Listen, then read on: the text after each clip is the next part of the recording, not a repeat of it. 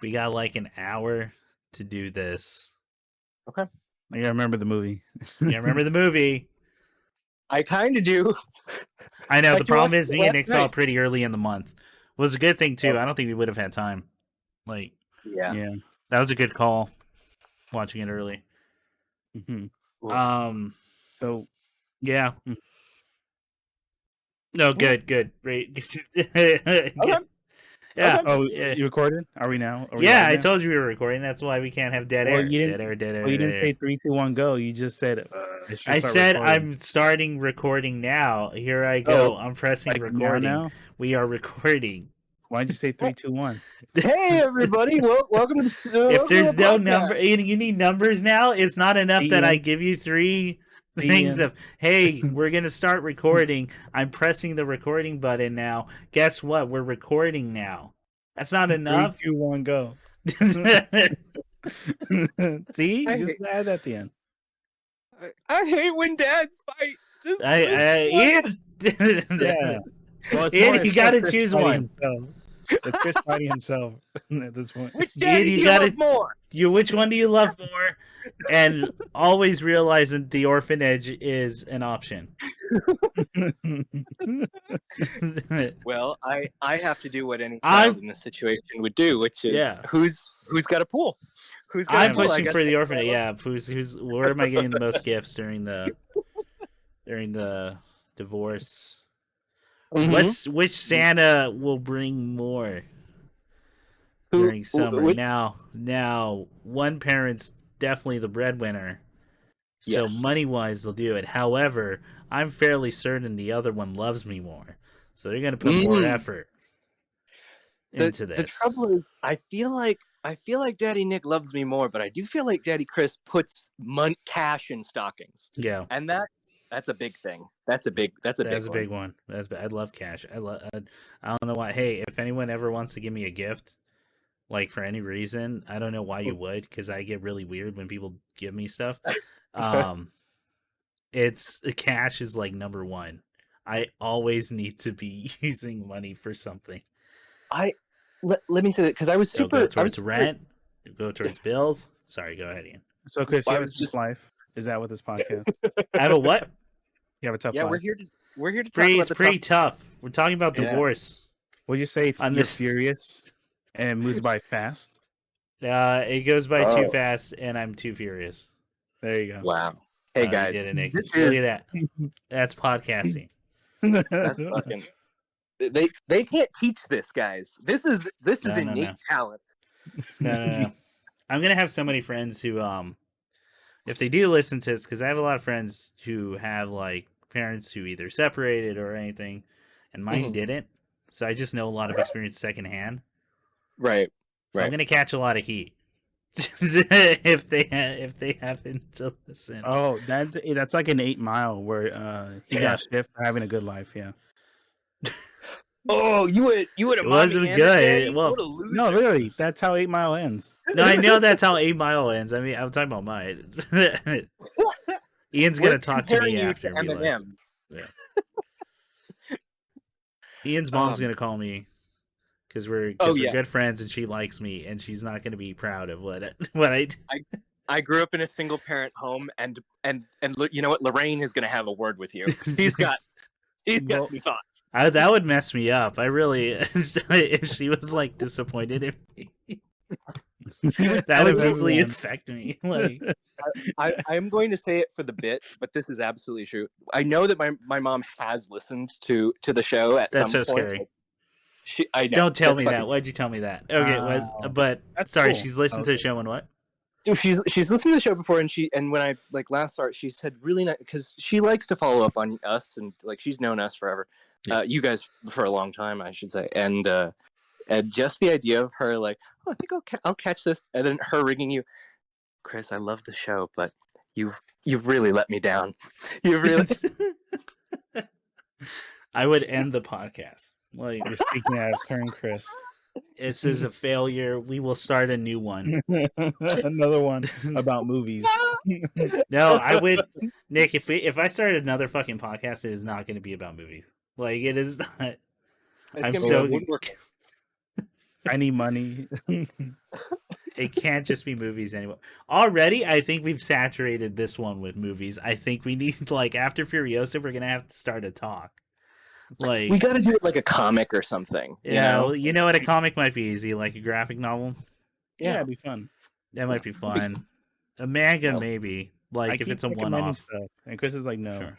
You haven't recommended me shit. What was the? What did you recommend?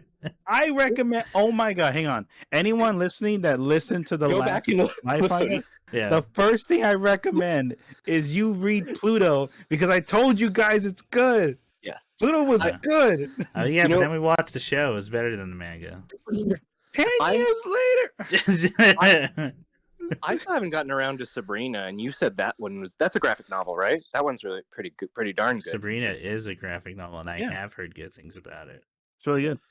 I was thinking of a one-off, just because, like, if we do a bunch of series, when we're already doing a series, that becomes a little boring, heavy. Like, yeah, it's a lot. It's like a lot of the same stuff over and over again. Yeah, you know. Yeah, I get you. We just do kill 6 billion demons. Hell we yeah. could. I mean, I know he's still working on the new volume, but there's only 4. Still, that's a series. I don't know. I'm gonna look up one-offs. There's a bunch that have come out that are good. I think Emily Carroll just came out with the new one. She made that really good horror graphic novel, Through the Woods. Through the Woods, yeah, that was really good. I think she has a new one. If I have the author right, I have the copy in here. It's called When I Arrived at the Castle was 2019. So the new one now is where is it? Oh, there it is. Wraith. It came out last year, like end of last year. That might be a good one. Okay. You haven't done a horror bit, I think, in a bit. And Pretty Place, yeah. And we are hitting the halfway to Halloween thing. That's cool. Oh, yeah, that would be a good one. That might be Summerween. All right, so that'll be the one after Furiosa then. Just have to remind ourselves. Anyway, and that will be part of what we got out of it, the podcast you're listening to right now. Yay. My name is Chris. If you're looking at the visual, to my right is Nick, co-host. Hi. Nick, say something about yourself. Hi, my name is Nick, and I am the co-host for this podcast, and I'm also doing like a bunch of music stuff on the side, but mostly watching a lot of movies. You took that way too seriously. That is not what I wanted. Ian, I love that. What are you talking about? It was too nice. It was too pleasant, and it was too engineered and good. Okay, let's see. Is this more director? Is this more the tone you're looking for? Yeah. My name's Ian. I'm 15 years young, and I love Mountain Dew and dirt bikes.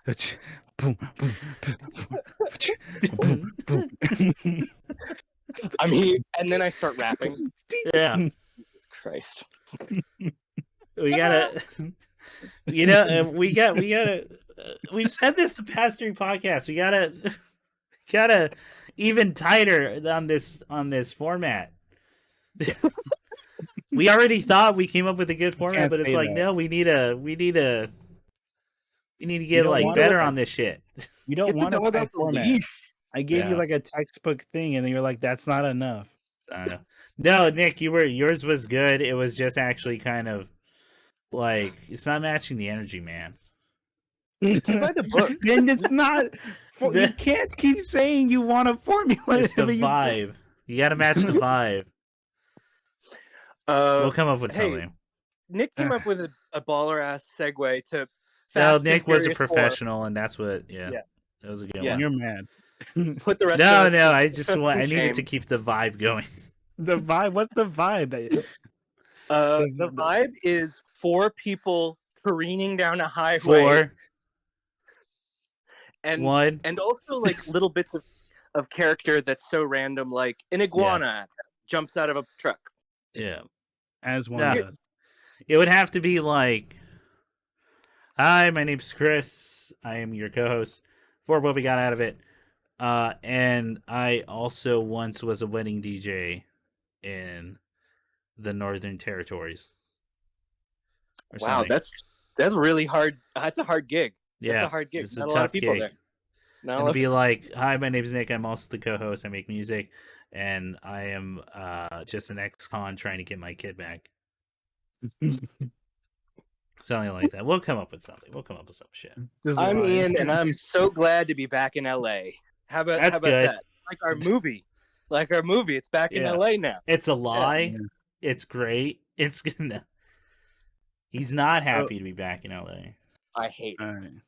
No one's glad they're back. Yeah. It's more of like we're stuck here forever because everything's here. You know, this is the first time I heard you bring that up. That's don't want to be here.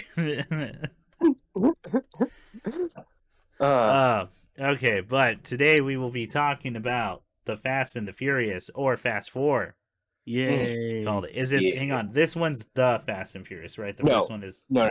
This is Fast and Furious. Okay. See, thank you, Ian, because I felt like because I kept fucking that up as I was like watching the movie. Fast and Furious 09. Fast and Furious 09, guys. Yeah, the Fast and Furious is 2001. Fast and Furious 09, or Los Bandoleros. In Spanish. All right, what's in Japanese though? Yeah, Go for it. Fast and Furious. It's like Racer X or something. Did you guys catch? I'm just getting to the movie now. But did you guys catch the line of dialogue where they just kind of throw away? You should see the crazy shit they're doing in Japan. Like just as a it's how we know this movie takes place before Tokyo Drift. Okay. Or it starts up before Tokyo Drift.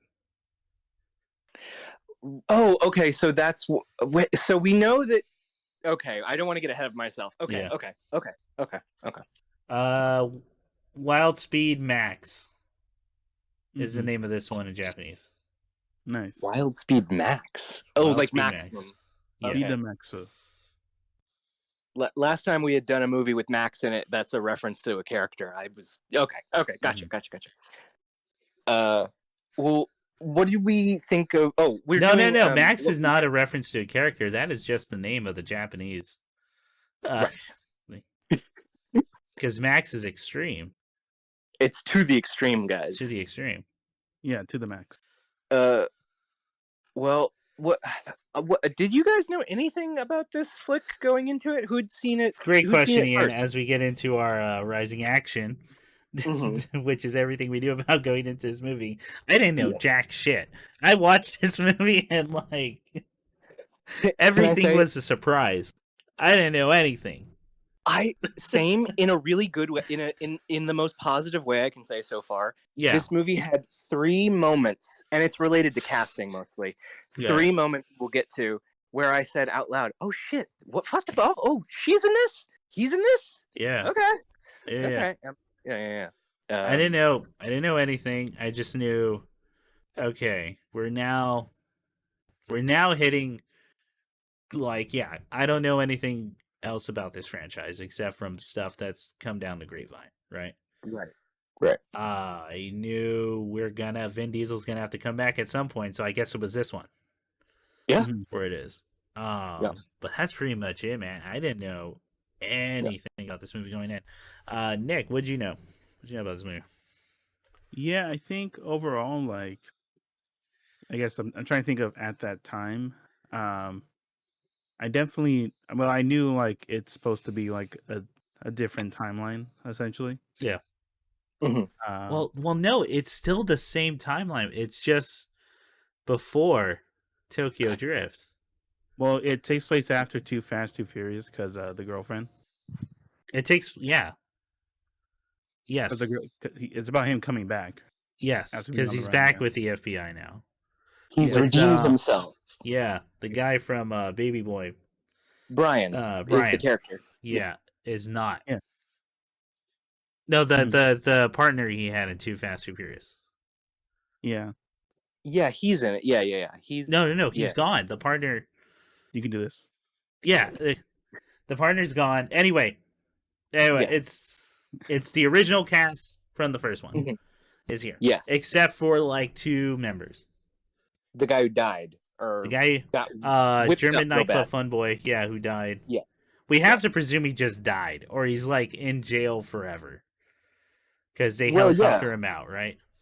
They helicoptered him out, and they know he's a car thief or a truck jacker. He tried to rob that truck, yeah. Yeah. So he's in jail forever. The other guy died. Yeah.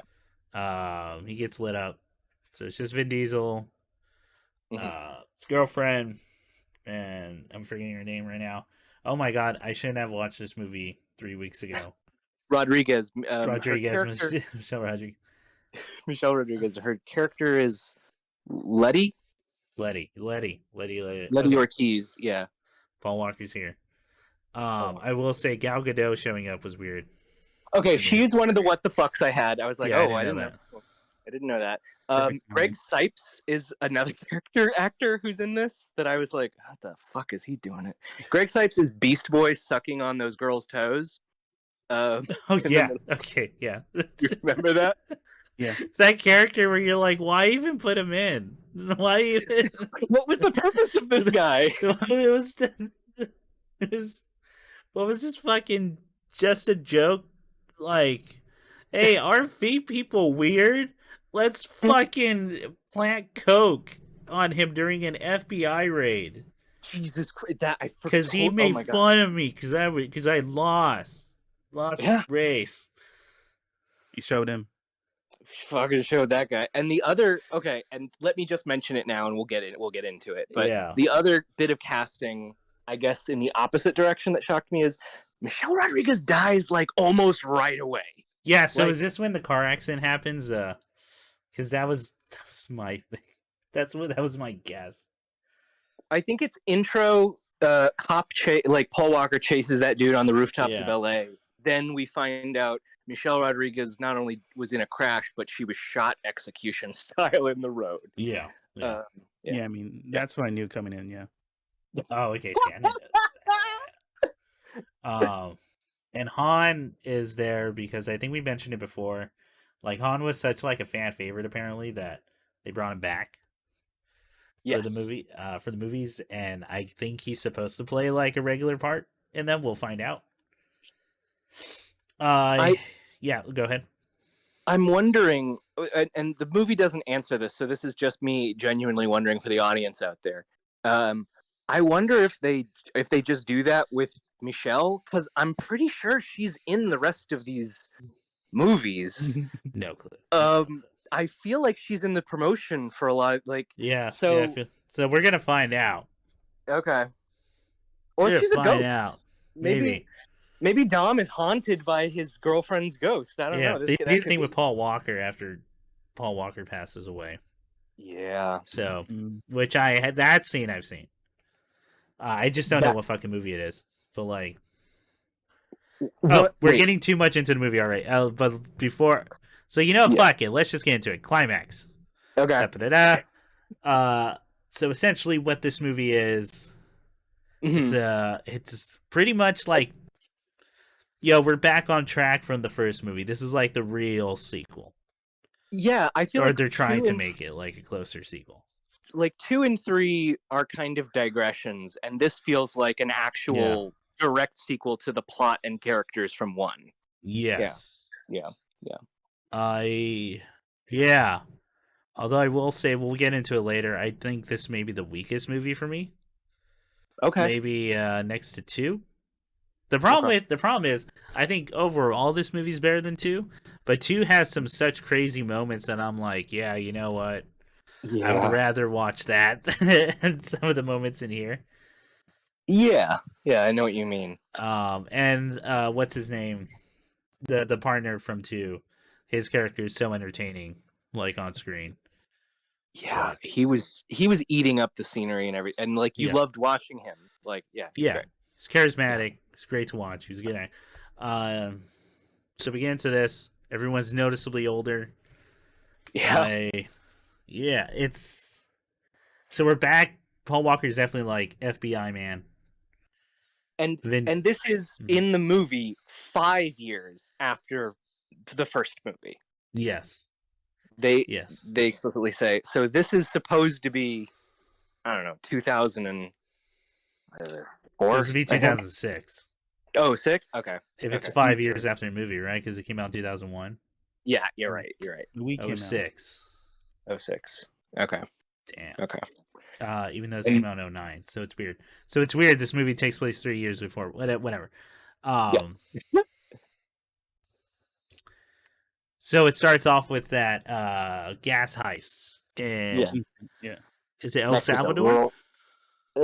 I thought it was rural, or it's either Panama or rural Mexico. I think they were hiding in rural Mexico at the start, and then he goes to Panama. No, it's Dominican Republic.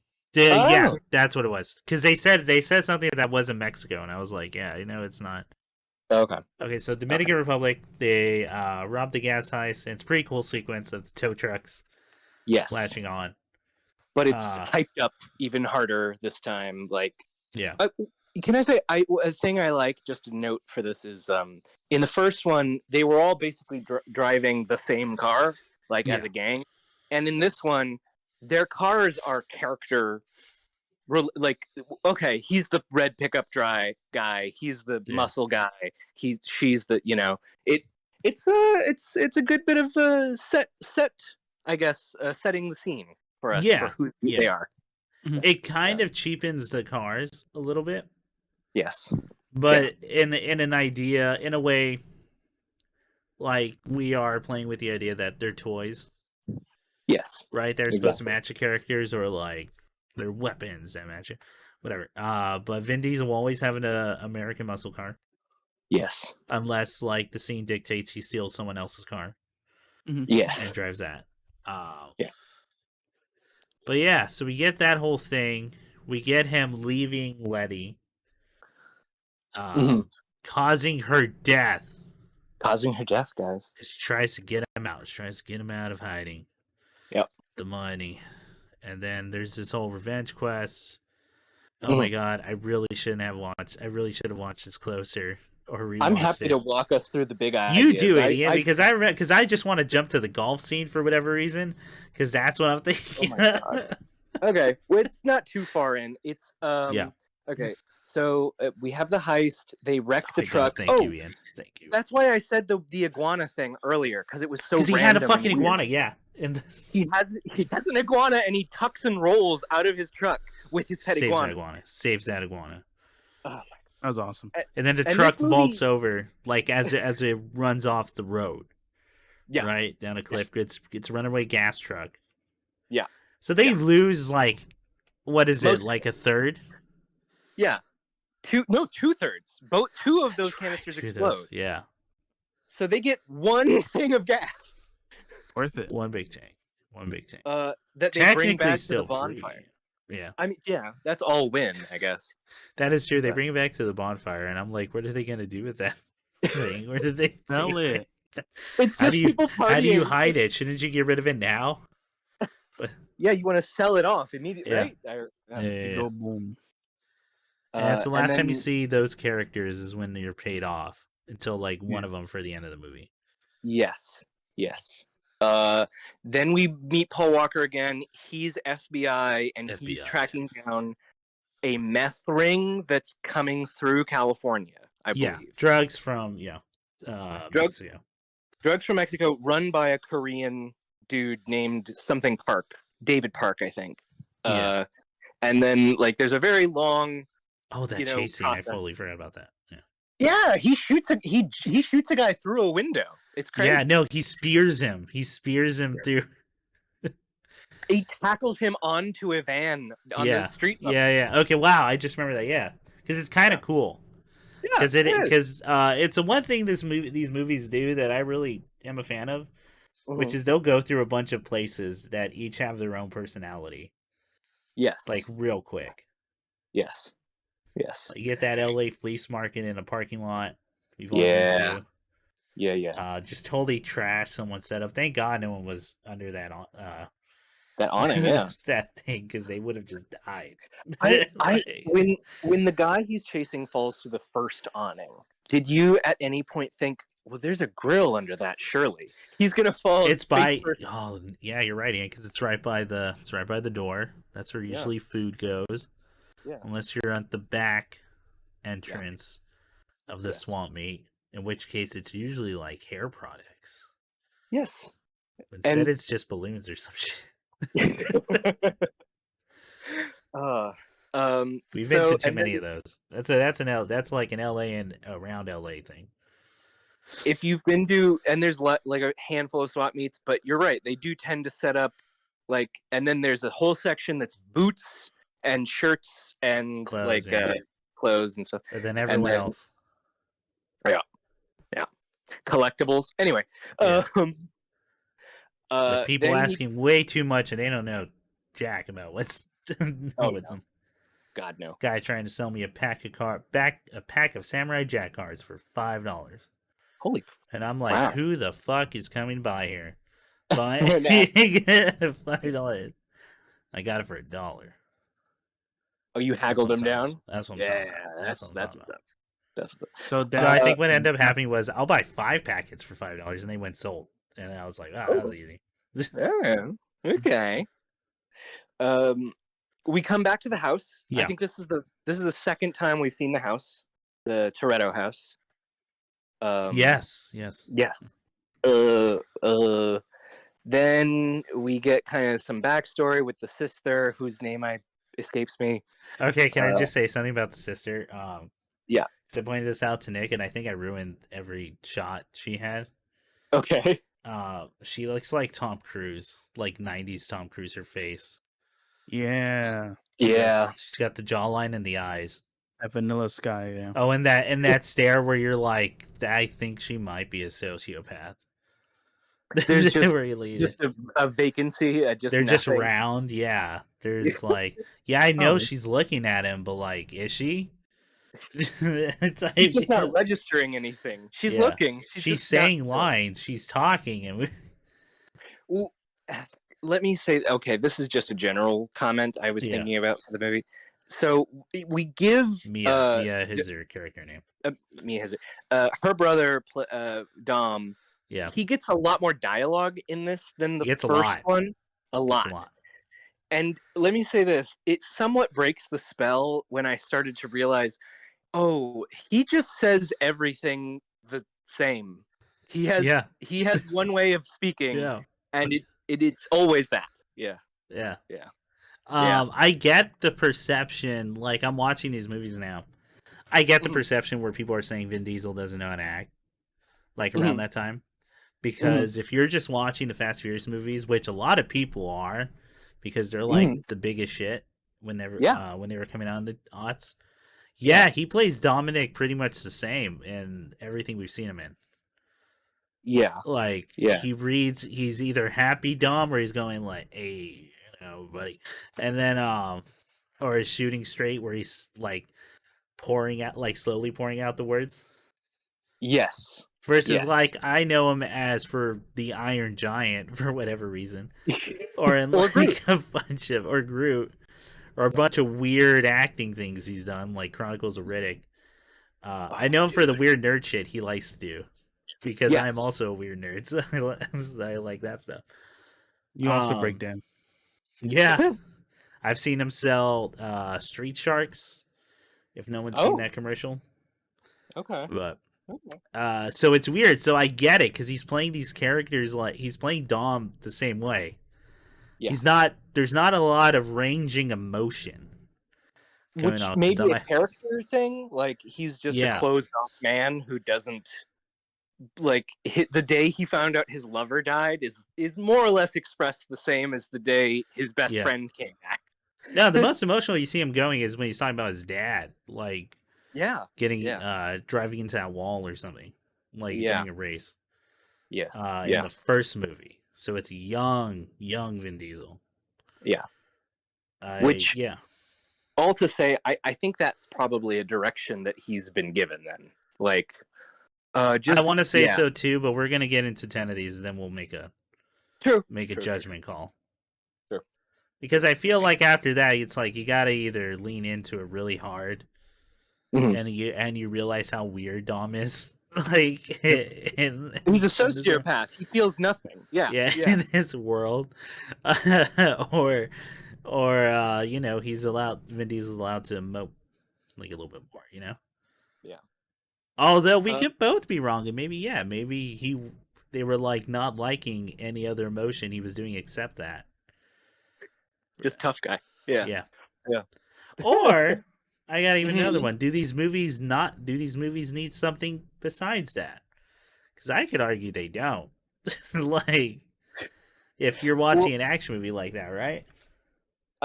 Okay, let me join you and say, okay, I'm imagining that, like, yeah, how much percentage better would this be if he was like giving it all, like really doing an Oscar Schindler performance, like he's holding the dude out the window. He's like, I'm gonna fucking murder this dude. Like he's seething, right? It's not a quiet resolution of anger. Yes. You know? And vengeance. Yeah. Let's talk about the golf scene. Okay, let's just get So they set up for the race thing. The race. They're looking for runners. They're looking for smugglers. So they set up a race. It's like 10 people. Yeah. And or is it 10? It's something like 6. It's like 6, and then there's 4 people who just kind of, because the dude I referred to earlier, Beast Boy, Greg Sipes, he's in a car, but he does not race. He's standing by a car. Yeah. He calls that. That's my other thing with, like, why even have this in in a 2-hour long movie? I feel like you could have taken out those 2 scenes. Not that I have anything against Greg Sipes. I'm talking about just like fucking it's a why. Weird choice. Yeah. Like, they just really wanted to have this weird. Yeah. Well, actually, can I say one thing that I think may be not an answer but related? Fast forward, I think in one anthropologist's opinion, I think that this is the horniest of the movies thus far. Interesting. I think between Dom and Brian, or just overall. Well, there's just so many more like in the. It's true. Gal Gadot's like just throwing herself at. Well, I mean, she's not wearing a bra through a lot of this picture, and yeah. But I meant like in the racing scenes or in the car culture scenes. Yeah. We just get a lot of shots of like close-ups on mini skirts and like mini skirts, like girls wearing pussy as a belt buckle. Yeah. That was the thing. That was in there. You can find it. That was in there. Yeah. There's like a lot of more of the, because in the Fast and Furious there were a few of those. Yeah. And in Fast 2, there's always a party scene, right? Like there's at least 2 party scenes every Fast thing. But in Fast and Furious, we're in the first third of the movie at the golf scene, and I think we've had 4 scenes already that have had like that's true, mini skirt shots at this point. So I think this is a really randy movie, guys. I don't know. Mm-hmm. Yeah. Yeah. I think it's like, as I was kind of mentioning, I think they're trying to make this like the real kind of sequel. I say quote unquote real, but I mean like the closest sequel to the first one, right? After 8 years. There's kind of like an identity crisis going in because they're trying to find a balance between everything. Is it a cop movie? Is it just pure action? Is it a buddy film, or is it how much comedy? How much just like sexy scenes, or just all that combined? How are we balancing that for this series? Yeah, because the last 3 movies have been very different. Yeah, all different directors, all different writers, all very different takes. And like 4, I'd say they're at least starting to narrow in on, okay, like the saturation we liked from 2 and 3, so we're gonna do that. The nitrous shot we bring back, we didn't have that for 3. The shot of the cylinders. Yeah, definitely. They're tightening in, because this one, again, family is not necessarily a theme, but it's something we're starting to circle even closer. Let's say it's getting more overt. It's more, it really is like just should I get revenge? The answer is yes, but we just gotta figure out how. It's like Brian O'Connor's arc is like, I gotta make it up to Vin Diesel while also being an FBI agent. Yes. Somehow. It's wild. And this guy's got to go. So we have a common goal of this guy's got to go, right? Yeah. But I got deal. yeah. For pretty good reason to the audience. He's a drug dealer. He's a liar. Yeah. He I love that lying overstates drug dealing in my level of magnitudes. And he's a murderer. He murders and specifically he murders a character that at this point in the franchise you still really like, right? Yeah. Yes. So yeah, we're at the golf scene. They get that cool like map thing that builds the map. The weird sci-fi like GPS Tron map. Yeah. And essentially you're racing with Google Maps, but you don't know where the destination's at. Yeah. So that was kind of neat. Wait. I mean, that was Oh, go ahead. I was just gonna comment that. I mean, that's a fun race for again being a person from LA. Like you're like, oh, yeah. Chinatown, oh, Silver Lake, oh, Chinatown again. Cool. That fucking bridge. I went to a show to one time, where it's right next to it. Yeah.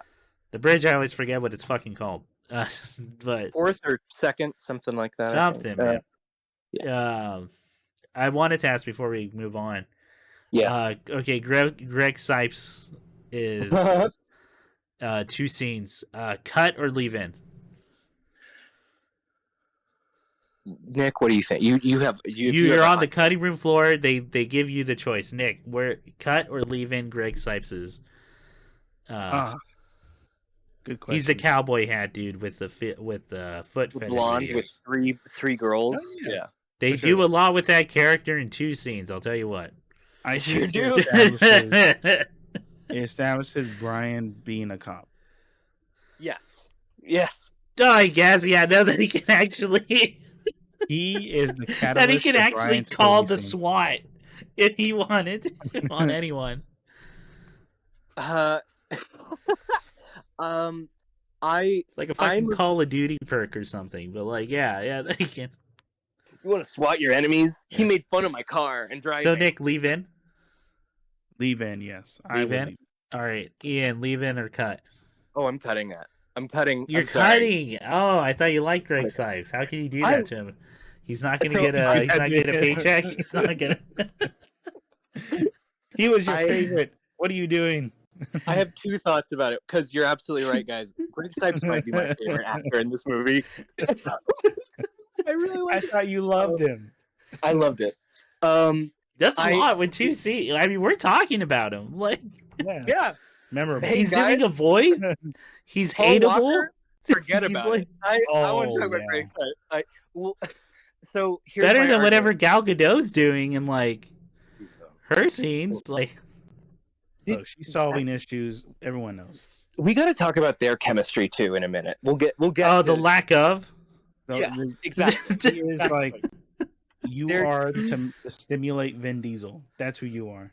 It's a Barbie doll and a Ken doll, and someone's shaking them in front of a camera. I know, and yeah, and you can feel like the air just becoming colder and colder as they're like talking. You are there to remind Vin Diesel he is a man.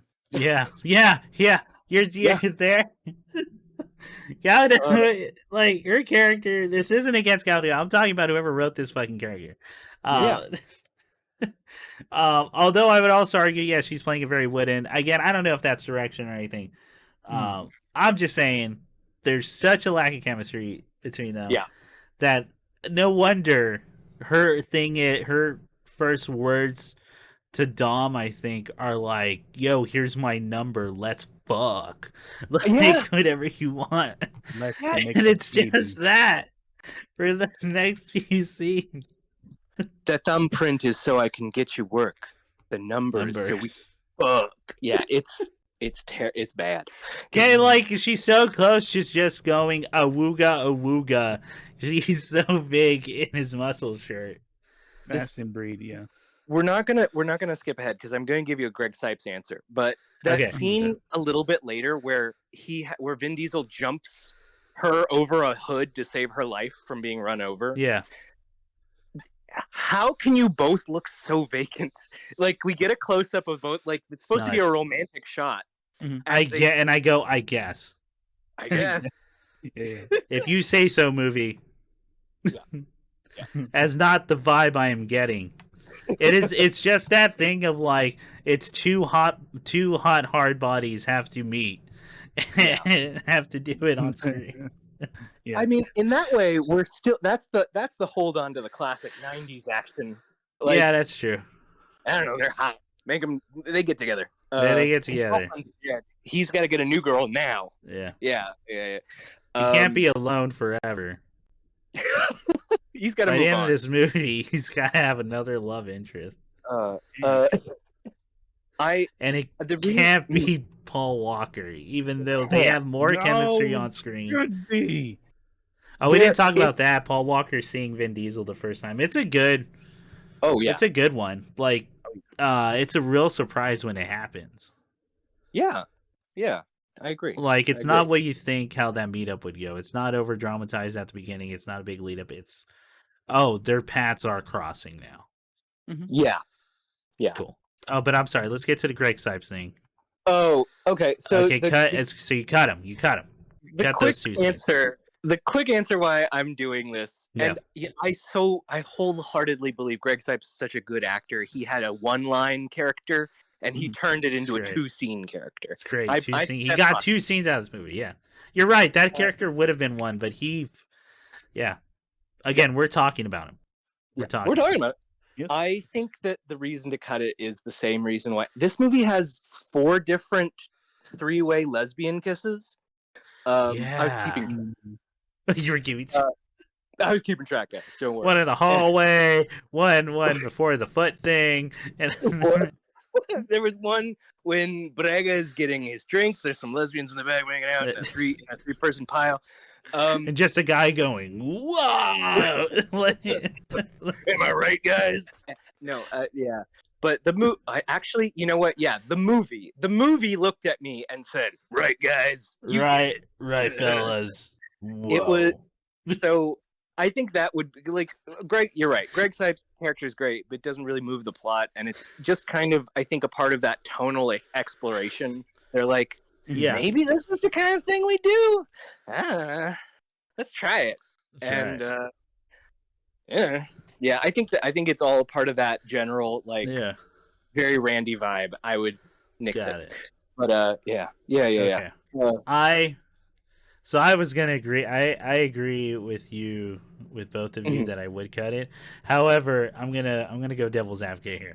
I'm gonna say keep it in. Yeah, let's break that 2-hour threshold and put this over to 2 hours and 2 minutes for this fucking movie. And let's include those 2 scenes because it is the most charismatic character in that entire goddamn movie. It's the weirdest scenes. It's the funniest scenes. And it just proves that Paul Walker on some level is a psychopath and shouldn't be allowed to have power in the FBI and is doing more bad than good. Yeah. He breaks an FBI agent's nose. Yeah. And basically the boss's response is, "Pussy, shake it off. This is the FBI. It happens." It's crazy. It's a buck wild. It's a buck wild movie. This movie's crazy. My thing, okay, so if I was the FBI, if I was Alpha Dog Almighty for FBI, my thing was, he shouldn't be a baby about his nose broken, but also you can't have a rogue agent breaking other people's nose. That just means you can't trust him. That's my thing. Yeah. That's a liability. I now have to keep track of that dude. Yes, if he's willing to fight in front of all his other agents. Yes. And now all his other agents know, I can't be a partner with him. Yeah. But that's not what this movie is. So, whatever. This movie is both Paul Walker and Vin Diesel both get scenes in this movie where they are just kind of arbitrarily violent. Yeah. But the movie is wholeheartedly of the opinion, like, no, they're right to do that. Might make right, yeah. Like when Vin Diesel tries to break his face, and he's like, "What you doing to my baby?" Oh, that's right, with the fucking engine. Yeah, that shot's great because that thing's touching his fucking forehead.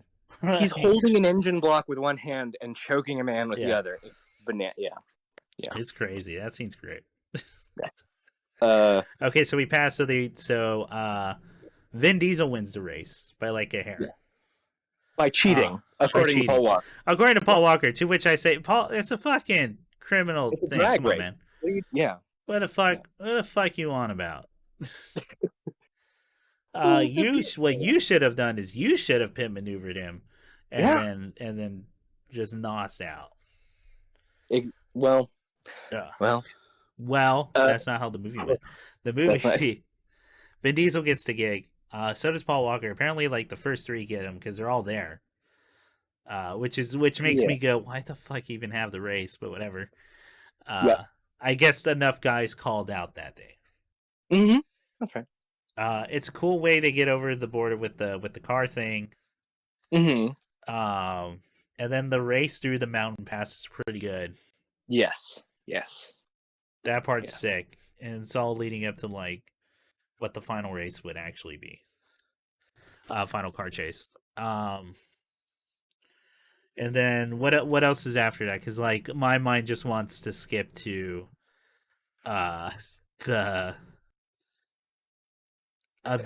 keeping the money, and like they were doing the handoff for the guy.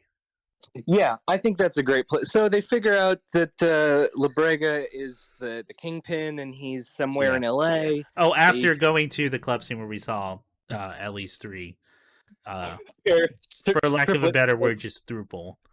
Because we can't be adults and just say adults were making out, like with randos throughout the thing. And then we see old hands holding tequila. We have to go. That has to be the guy. That has to be the guy because he's old, and they're all all the heads of these cartels are old. Yes. So shame on Paul Walker. Shame on Brian O'Connor for being ageist. Not saying a young man can do an old man's job. Man's job. They get the. So yeah, they're at that place. They're doing the handoff, and they go, "Oh no, it's actually him." Oh no, the tell. I'll tell you what the tell was, because I think it's Paul Walker says to the old man, "If you grew up in the hood, you'd never wear pink." And the man has a pink necktie on. Yeah. And that's what gives him away as just a decoy. Mm-hmm. And then the SWAT rushes out. And then real Kingpin tries to kill Gal Gadot with his muscle car. Yeah. Yes. Oh yeah, that's where we get that scene where he's like, "No, you're not the girl." Because Gal Gadot's like, "That doesn't sound like me. I don't sound like all those awesome things you're just." I don't have the eyes that cut through bullshit. I have eyes that only see bullshit. That love bullshit. That love bullshit. I fucking that's what got me here, baby. And then we go. They get that whole scene. Oh my, oh my god. Okay, we talked about the lack of chemistry. I'm gonna move on. Yeah. Because God, you could feel just the vacuum, just the fucking heat being sucked out of the room. So the handoff goes bad because the guy jumps the shark. Yeah. And like waits too early to confirm the target because he wants his you just got beaten up in front of everyone. Yeah. So they flub that. I honestly couldn't tell you what happens next. I think it's just Mexico. Do you remember what happens after that? Okay. So, all this time we haven't talked about Phoenix. Oh yeah, Phoenix. All this time he has a dude named Phoenix, who that's his strongman, right? That's the cartel dude's strongman, right? Number 2. Yeah, that's the guy who we believe killed Letty, and it's pretty much confirmed he's the one that pulls the trigger. Yes. When it comes to it, right? After we find out that, what they do with smugglers is they line them up and shoot them after because, you can't have witnesses. Right. Keep it in the family type deal. Yeah.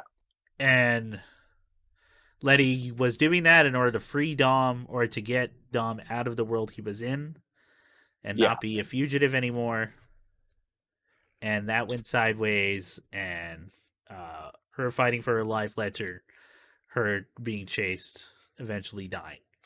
Yes. On the asphalt. Which, by the way, we didn't even talk about that scene where Dom is looking at just road marks and can recreate the entire scene in his mind because he knows cars so well. He entered his mind palace, guys. He enters his mind palace. He pulls a Sherlock, or I've never seen Sherlock, but I assume that's what he does. Exactly. Yep. I have a thing about Sherlock, but we've already done too many tangents. So he recreates the whole thing. That's how he finds out. Okay, so Phoenix covers the boss, saves his life essentially. Yeah. This is all building up to we have to go get him now. Yes. So Brian and Vin Diesel break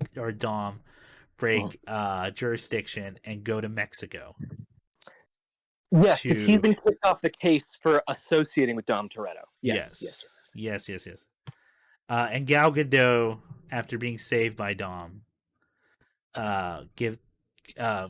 brings the cars and gives up where he is, right? Yes, something like that. Yeah. So, and then they go chase. They do the mine chase through the mines, which is cool. I really like fucking cool. Oh, you get those scenes of like, these cartel dudes have a lot of hold over these towns in Mexico. Yeah, kids clear the way and everything. And also, like, they have a bunch of people who are just on call, ready to do the chase. Yeah. So they do that through the mines, and it's really cool.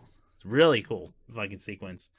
It's one we haven't seen in the movie so far, where it's a real tight space, where one bat steer is a wall. Yes, and beams and walls. Beams, and it just collapses the thing, which they use to their advantage. Yes. So then they finally, who gets outside first? Is it Paul Walker? Yeah, it's Paul Walker and Phoenix, right? Phoenix, yes, because they're doing the standoff. Yeah. Is for whatever reason I'm thinking Mia's there, but I don't think that's true. Is Mia there, the sister? No, we don't see Mia. Nick, correct me if I'm wrong. I don't think we see Mia drive until the last. I think Nick's in the bathroom right now. Oh, yeah, she doesn't appear until the last scene. Yeah. I think so. Yeah. Yes. So they do they're fighting in the desert. Oh no, it's just Phoenix and the actual head guy. Yeah. And then they're at Phoenix is holding Paul Walker at gunpoint. And then Vin Diesel drives through the mines, it explodes, we think he died, but I think the car makes it out. So I forget how. Oh my god, dude! I'm so sorry about this. I wish I had watched it like a lot sooner. He like rides this boom out the other side of the cave.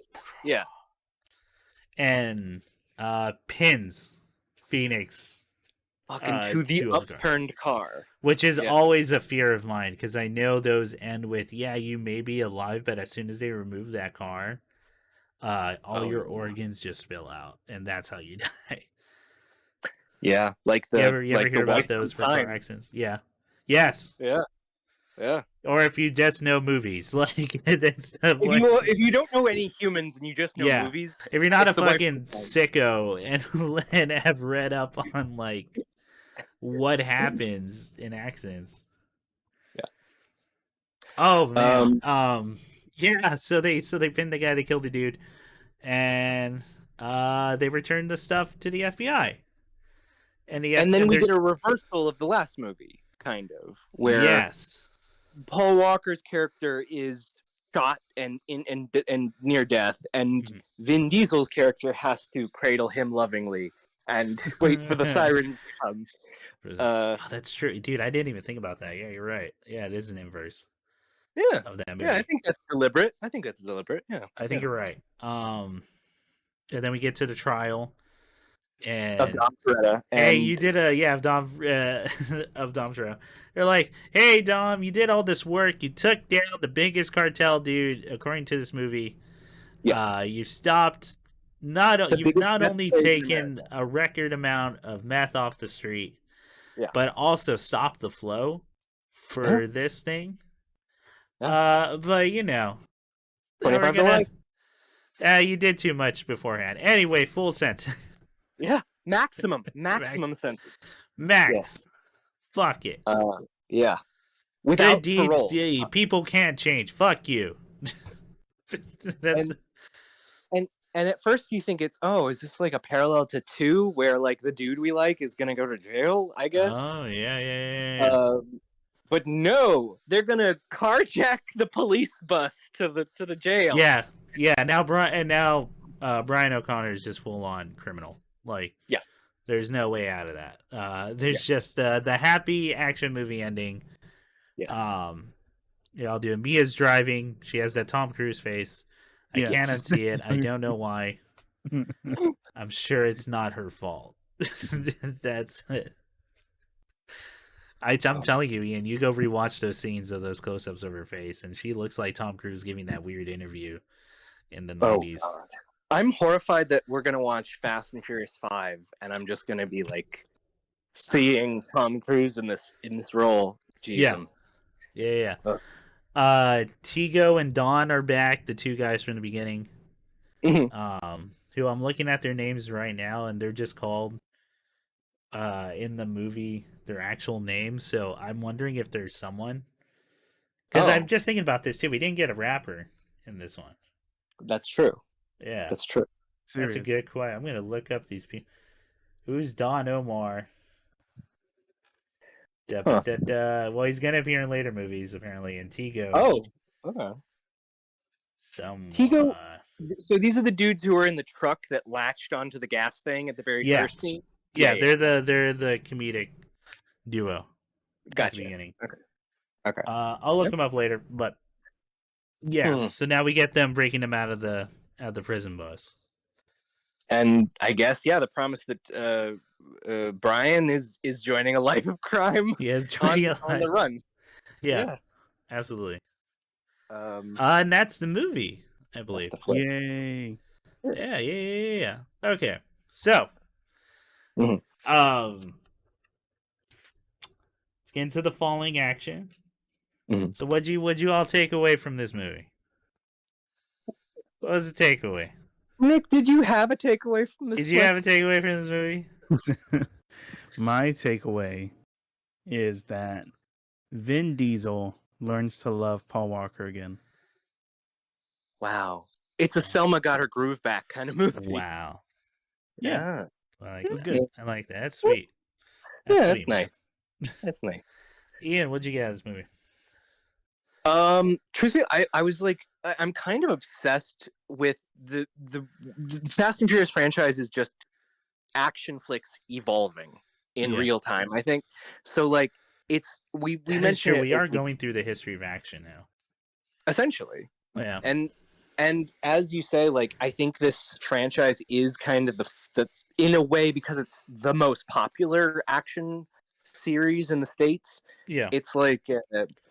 Essentially it's calibrating the genre in a sense. It's like, what is it? Is it this?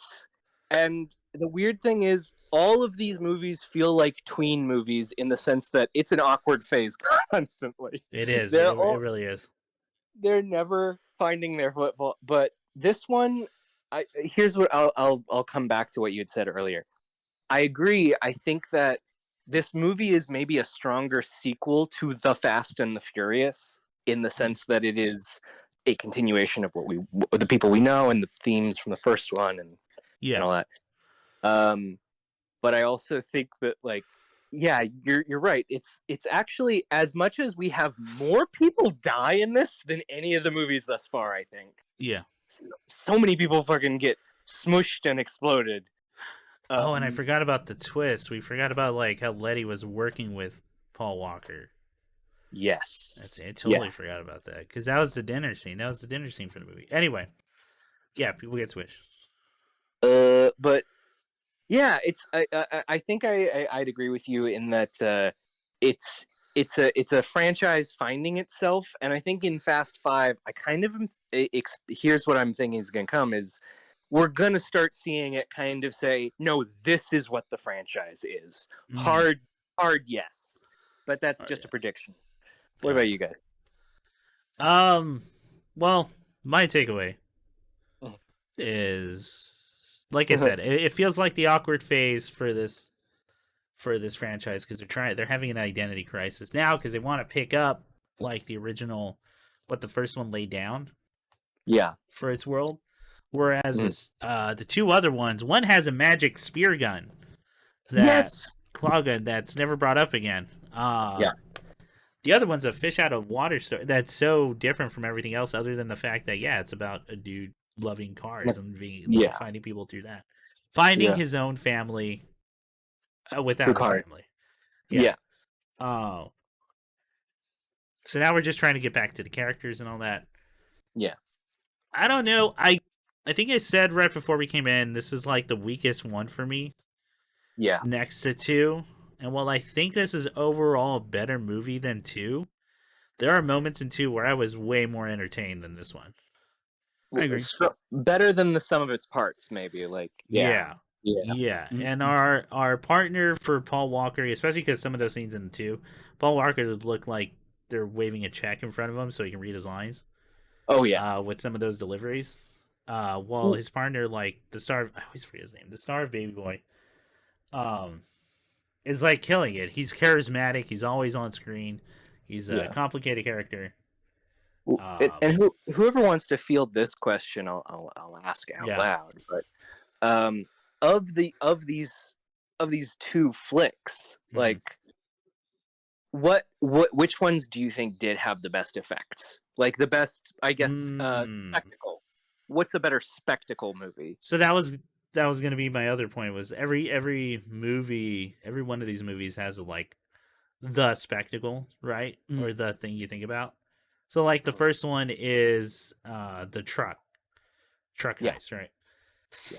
The second one for me, it's when all those cops on the road, all the cops, but also all the cars coming out of the garage.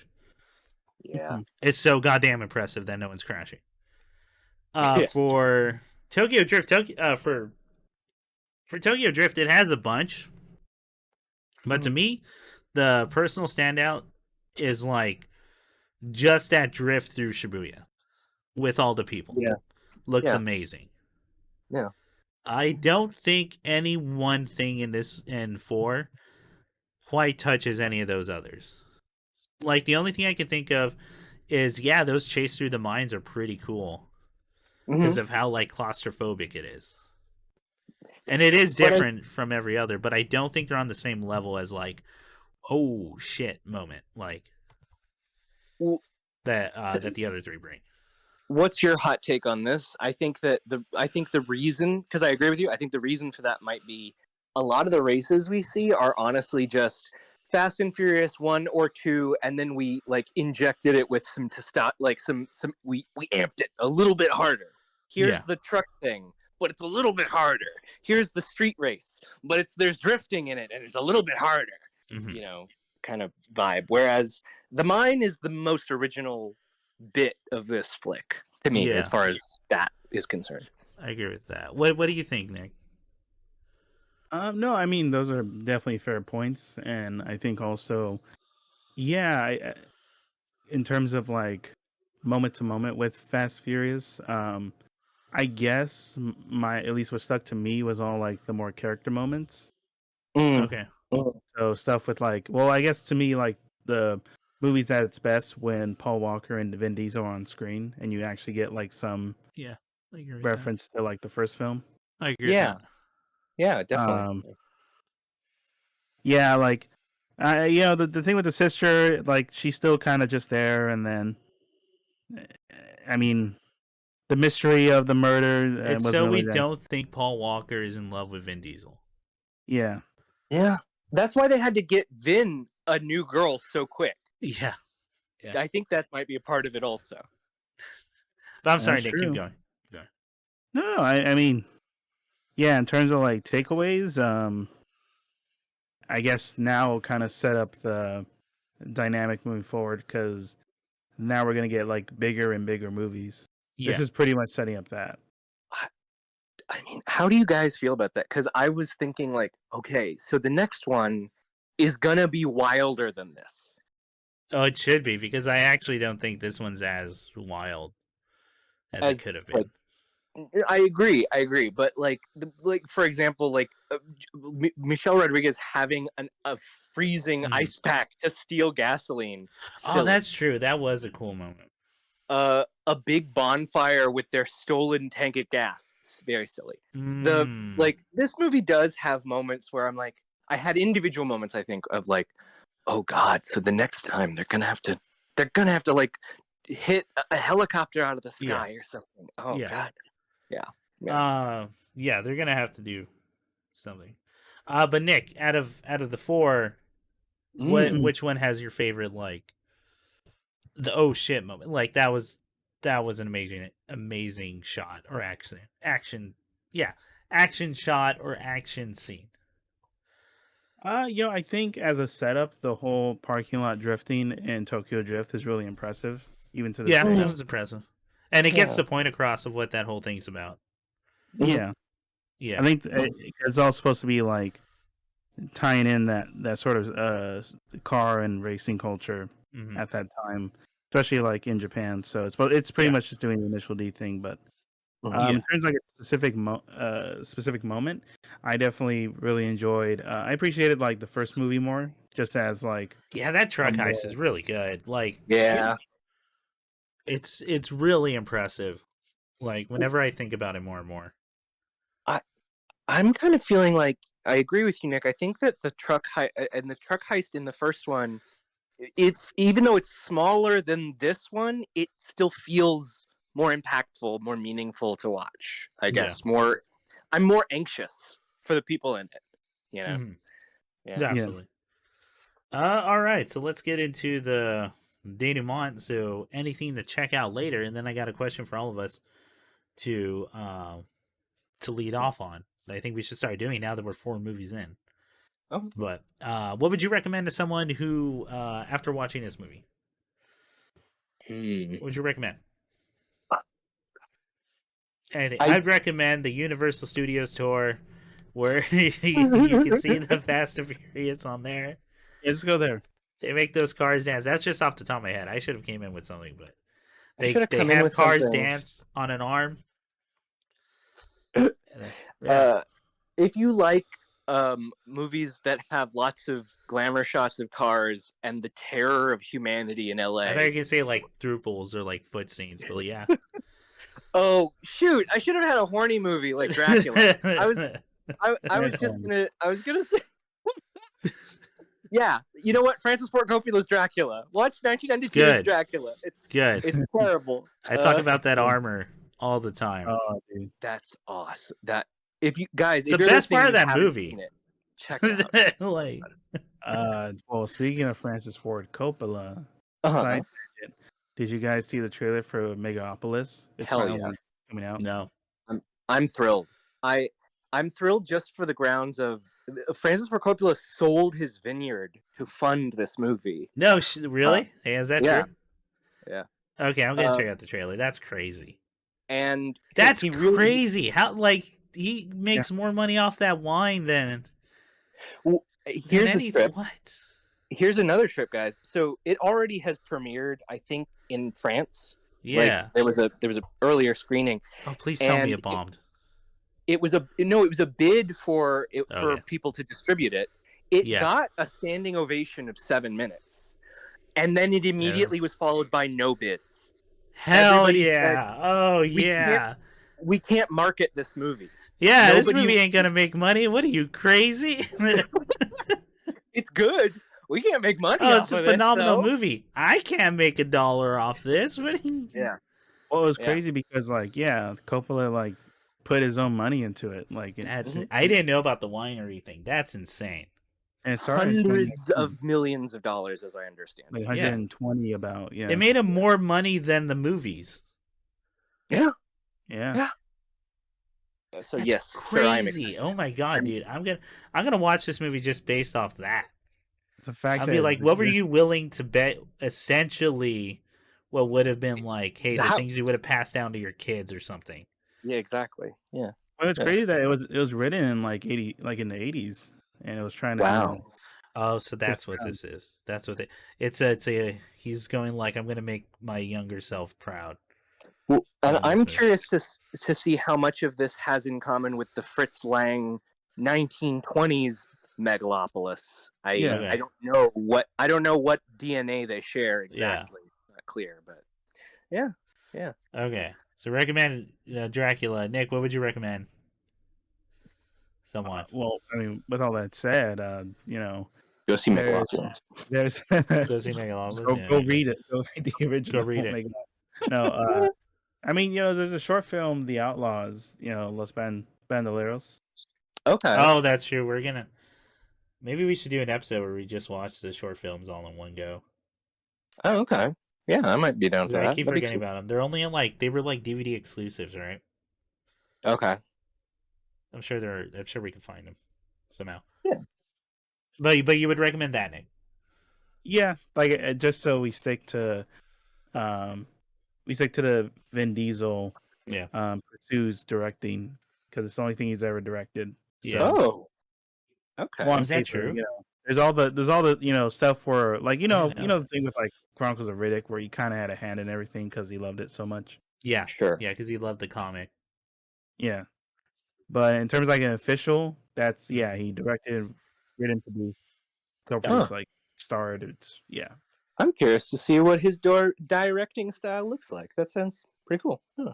It's all of his giant head. It's all of his like. It's close-ups on Vin Diesel. Yeah. The back of his head and like the lats, like the lats. No migraines for Vin Diesel over here. Yeah. So I already said my recommend. So we're going to close out on this. We've now watched 4 movies of the Fast and Furious franchise, or of the Fast franchise. So we have to ask the question, how do we rank them so far? Ooh. Granted, I will stipulate this. One, I am a believer that number lists mean nothing and will change all the time depending on our mood. Yes. And so this is all for fun. Don't take this shit too seriously. However, we are right, you are wrong. So with that being said, I'm going to create 2 lists. Okay. Best action sequence. You have to pick one we have to pick one from each movie. Okay. And then rank the movies overall. Okay. So they don't have to. Okay, so for rank the action scene, for the first movie, I'm gonna nominate the truck heist at the end. I think that is the clear winner for spectacle in that. Yeah. We all agree? We're all agreed that's my number one action scene. Nick? for No, I think like just by sheer scale and at the time, it's really okay. Impressive. For the first movie, we're all in agreement. Truck scene at the end. I'd say so.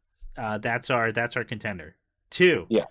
What is the scene? We may have differing ones on this one. What is the scene we should nominate to represent the second movie?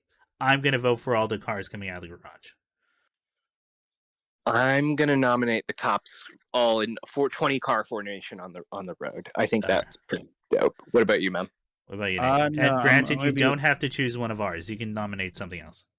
Yeah. I'm trying to think what tops that because the only thing I think of is like the rally, the derby. Oh, okay. Yeah. Pretty cool. But I don't know, it's a better character one. Yeah. Yeah. I would agree on that. Okay, my argument for the garage thing is I think that's the one where I keep thinking about and I go, I don't know how they did that. Yeah. That one's crazy. How no car accidents happen because those cars are close to each other and they all have to make the same turn. Yeah. And it's so many. It's a dance. Yeah. It really is. However, I can see the argument for Ian's though. That is a very classic, just bunch of cars out on the highway. That's Smokey and the Bandit. That's like Eastbound and Down. It's a classic. That dude, the director, whoever obviously shot that, is like, those were the car movies he was like influenced by, right? Yeah. The outlaw movies. Yeah. What do y'all think? You know, I'm inclined to. I'm coming closer to your way of thinking, just because you're absolutely right. Like I think the element of actual danger in the practical effect. Yeah, of that's what I'm seeing. thinking of, right? Yeah. That's what I'm like. That seems so scary to be on set for that day. Yeah. Mhm. Yeah. What about you, man? Nick? What about you, Nick? In terms of, Well, if we've all got to come to a consensus, I guess, That's for true. number 2. Yeah. yeah. So I mean, I totally get that. Like, I mean, sheer scale for sure. Like the ending with all the cars, like it's just really impressive. Yeah. Okay. I don't know. I just like the more grounded stuff and more like the character stuff. Okay. That makes sense. That makes sense. So we're all sticking to our guns, is what? Yes. Oh, no one's budging. Okay. Yeah, so if no All one's of you can go to budging, hell how and do we? die. Should we just do a roulette? I can come up with a random Well, I can choosing. just agree to that everyone has different views and. Yeah. Well, what's your No, number because that's 3, how guys? this ranking thing works. We all have different ranking Okay. lists. Okay. Ian's coming closer to my garage thing, so I say the garage ones win. Gets a point. Gets Okay. 2 points, I guess. Yeah. Okay. Yeah. Okay. That's my argument. We cool with that? Right, yeah. We're out Yeah. of time. Let's go. Yeah. Nick wins. Chris wins. Chris wins. We're out of time. Let's go. Okay, garage. Okay, third movie. Tokyo Drift. I'm gonna vote drifting through Shibuya. Yeah, that was actually really impressive. That's when his With dude all the people. dies, right?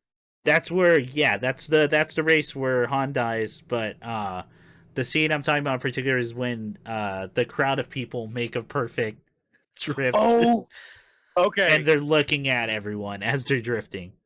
I did like, however they shot that. I don't know how. I'm sure they're stand-ins. There's no way those are all real people. Like they must be partially digital. Those are going to be like cardboard or CG or something.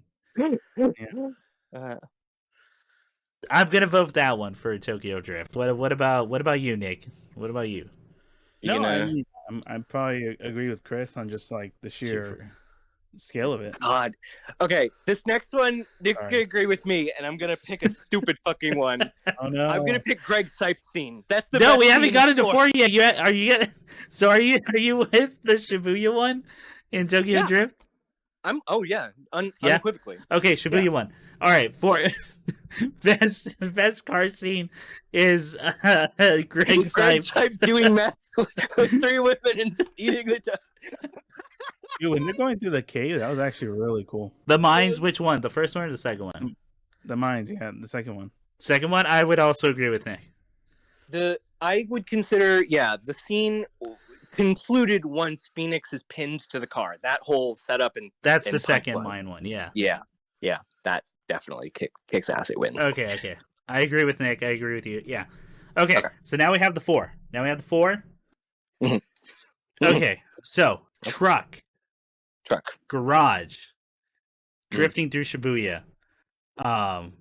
What? How do we rank those? Mine scene? Jesus. Yeah. How we rank them? I'm gonna say mine scene is at the bottom. No, you know what? Hang on. Okay, is the mine scene better than the garage? No.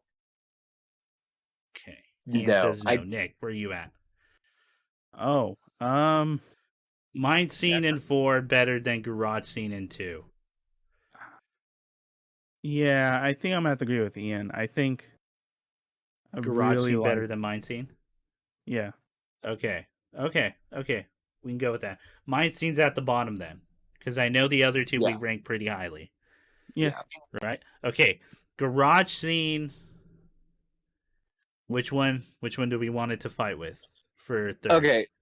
Here's my pitch, guys. Yeah. I think in descending, it is truck heist, Shibuya, garage, mine. Got it.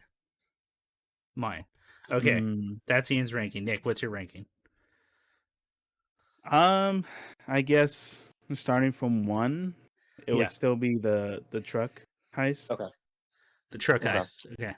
And then second one is gonna be it's gonna be the drifting through Shibuya. Okay. And then third one is gonna be the garage scene, and then the last one, the mines. Yeah. I can't believe this. I agree with both of you. I think that is the ranking right now. Yeah. That first one's so good. Like it's everything we talk about in an action scene. It's the peak of character development and emotions. The action sequence is legitimately impressive and anxious. Yeah. It's the only time that music isn't playing. It's just the sounds of engines. Yeah. Making its own kind of music. Yeah, that first one I think is the one to beat right now. Yeah. All right. So we did the action scenes, right?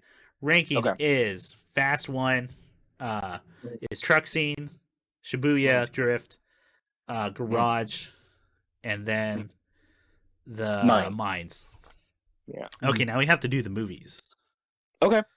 Okay, I'm gonna. All right, here's my ranking.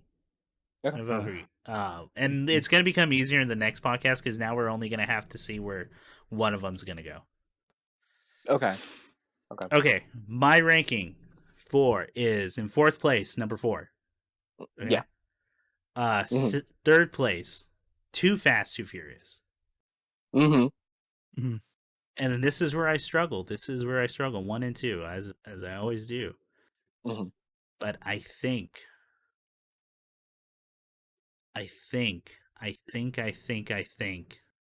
Mm-hmm.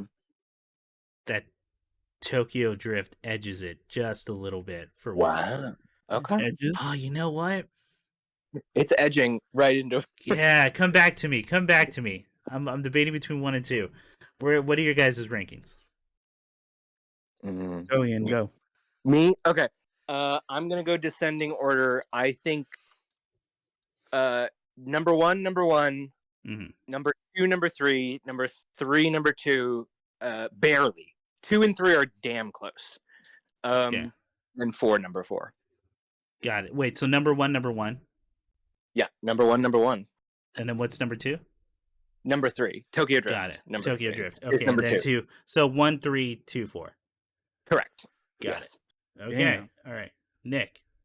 I might have to agree with Ian. That was gonna be mine. 1, 3, 2, 4.